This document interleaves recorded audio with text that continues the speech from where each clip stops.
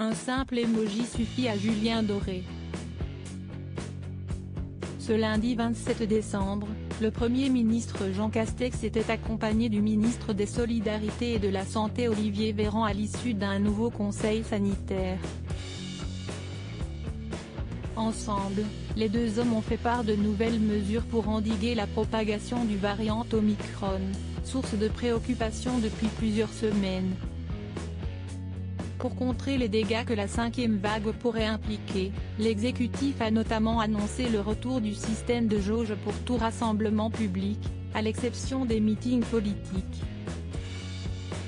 Pendant ce temps, les artistes voient leurs éventuels concerts et prestations lourdement impactés par cette nouvelle mesure, tandis que leur activité a été lourdement impactée par la crise sanitaire provoquée par le Covid-19.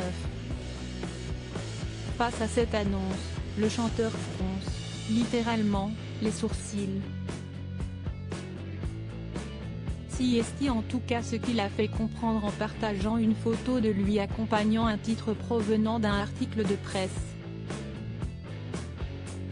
Jauge pour les rassemblements, les mesures annoncées ne s'appliquent pas pour les meetings politiques, peut-on lire. Un message que Julien Doré agrémente d'une émoticône à l'effigie d'un clown.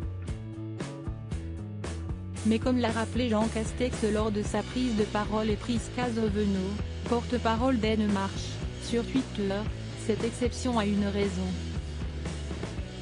Julien Doré, en meeting les règles constitutionnelles ne permettent pas de fixer des jauges pour les réunions politiques, a rappelé Prisca Zovenot dans le fil des commentaires de la publication de Julien Doré. Et d'ajouter, mais les groupes politiques peuvent tout à fait s'imposer le respect des jauges fixées pour leurs événements. Un choix que la majorité présidentielle fera, prenant ainsi en compte la jauge des 2000 personnes en intérieur et des 5000 personnes pour tout rassemblement extérieur. Résultat, l'interprète de Coco Caline s'est inspiré de cette nouvelle mesure pour annoncer sa tournée de meetings sur son compte Instagram. Si est notre projet, a-t-il écrit en légende, rappelant une phrase lancée par Emmanuel Macron lors de l'un de ses meetings de campagne en 2016. Une reconversion vers laquelle Eddie de Pretto s'est aussi tourné. Lodi Vidje.